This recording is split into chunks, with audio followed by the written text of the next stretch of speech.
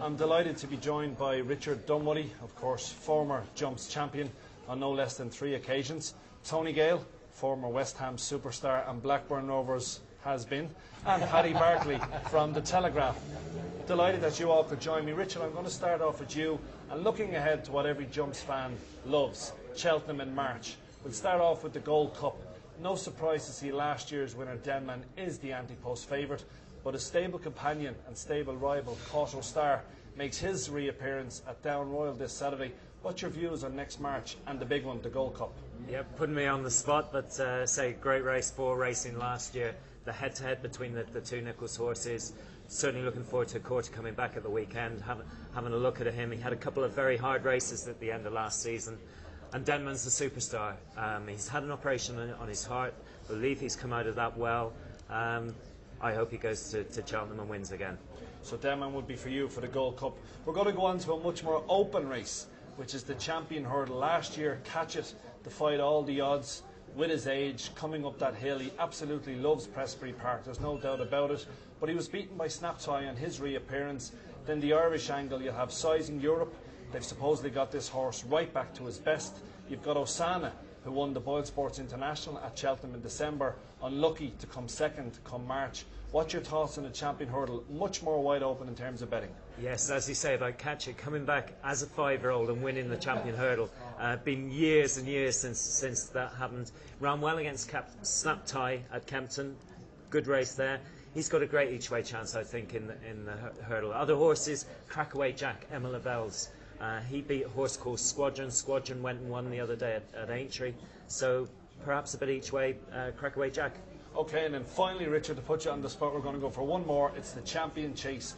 Most racing observers fancy this masterminded as probably being the best 2-mile chaser that probably ever will be, if, of course, he has to go on and win a couple of more Champion Chases. Does he just have to turn up and win the race, or is something going to come from the blue and maybe cause a shock and save us bookmakers a few quid?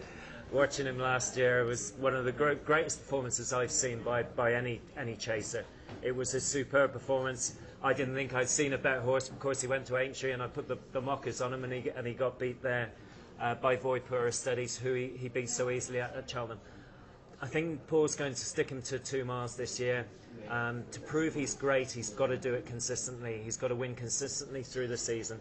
But I think I wouldn't back against him at Cheltenham. Well, if you go along with Richard, he is 5-4 to win the Champion Chase. Now I'm going to give you an easier question, Richard. This weekend's football. Who's your banker of the weekend? Banker of the weekend, that's not so easy, but as an Arsenal supporter, let's go for them. I don't know what they're betting on at the moment against Stoke. Yeah, they're 9-4 on against Stoke. Would you back Arsenal at 9-4 on, having thrown away a 2-goal lead against Spurs? They'll have to make up for that, and I think they'll win on... you're not going to get very rich, are you? No, but still, you're going for Arsenal. Tony, you bounced back to winning ways last weekend with a big result in the North East Derby. Sunderland you went for. Who are you going to go for this weekend? Bounce back, I think, is the wrong sort of phrase to use, Leon, because I've had 3 out of 4. But the one for this week is Man City to beat Bolton, at Bolton. City, good, then bad. I think this is going to be good for City. City win at Bolton. Even after getting beaten quite comprehensively by Middlesbrough during the week, you're going for City at 11-8 away to Bolton. Yeah, because I think that Gary's under a little bit of pressure there. I don't think he's got the fans with him, and that's important, that a side like Bolton has the fans with them. I think it'd be tough for Bolton if City start knocking it about, and they could be chasing shadows, so I'm going to go for a City win. And finally, I'm coming to the real expert, Paddy. Where would your hard-earned cash be on this weekend's football fixtures? Well, and it is hard-earned, but I would put my cash as much as I could on Liverpool. I really fancy them to go and burst the Harry Redknapp bubble at Tottenham. The main reason for this is that I think the 4-all that Tottenham achieved at Arsenal was slightly flat at their overall performance in the game. And I think that Liverpool are really mean business this season, as they've shown by beating Manchester United and Chelsea, who are both much better teams than Tottenham. Robbie Keane will be going back, and I don't think he'll want to score. So I would also couple it with Gerrard to score. Okay, well, Torres, of course, they reckon he'll be fit, so that's a major plus. And Liverpool away from home, it suits them better, teams coming at them. Absolutely, good point. I think they might even pick up more points away from home than at home. But they really have the look of, more the look of champions than at any time since whenever they were champions, which was 1990. And I really think that the key players, people talk about Torres, people talk about Gerrard and so on, but the key factor in the way they're set up is the two holding midfield players. And if Benitez sticks with Mascherano and Xabi Alonso together and then works out the rest of the team, which I think he will do for most of the season, I think they could be the champions. But first, I think they're going to win at Spurs. 11 to 10, you'll double your money in 90 minutes. Yes, absolutely, and especially if you go for Gerrard as a scorer. Yeah, well, as a first goal scorer, I mean, he's always around a 6 to 1, 13 to 2 shot away from home. Yep. Just while you're here, Paddy, Champions League, it's a big one for punters. English teams again at the forefront of the market. Can you see one of the 3 or maybe 4 English teams winning it again? Yes. I wouldn't, if the draw keeps them apart, it wouldn't shock me totally if we had 4 of them in the semi-finals, which would be a first. The reason for the English domination, so-called English domination of the Champions League, is complicated, and I'm not wholly in favour of it. But it can only get worse, stroke better, depending on your point of view.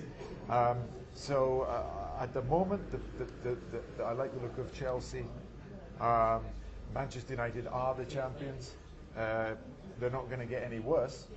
And of course Liverpool comes stronger. But I think there's a role reversal here. I think that Liverpool now see themselves as wanting the English Championship more than the European Championship, which was more feasible for them in the old days. In the last 3 years. So I basically, and of course Arsenal play so much football that they'll be successful again. I think we'll certainly get out of the group easily. Yeah. So I can't see anybody. Barcelona maybe. Yeah. I can't see anybody else getting near the English. Just to bring Richard in on that, Arsenal came very close when losing in Paris against Barcelona. Many pundits and experts are saying out there now that Arsenal's side is better set up to win the Champions League than it is the Premiership. What's your views? It's a very young side, isn't it? And you two lads know a lot more about football than I do, but it's a great side playing great football. But then, as I say, the naivety, throwing that 4-2 lead away the other day, you certainly can't afford to do things like that, and it's possible. Pressure on the last stages of the champion. That will eventually mean that they'll probably be the first.